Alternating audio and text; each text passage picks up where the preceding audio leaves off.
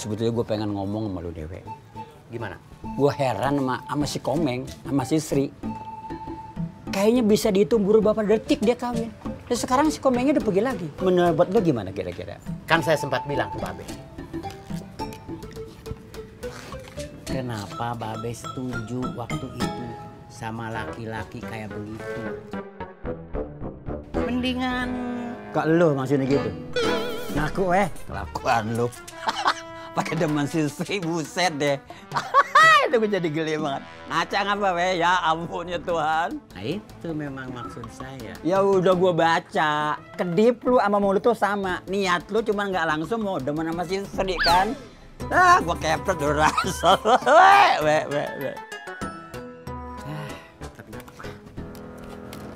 Lu kayak kereta langsir pindah-pindah mulu ngomong lu nggak jelas jadinya. Nggak apa-apa Komeng pergi. Terus? Artinya Sri bakal jadi janda lagi. Lu bulan ngomong kedip lu udah ngerti. Maksud lu demen kan Mas Sri? Itu kan? Jangan dah. Kalau pendapat gue jangan weh.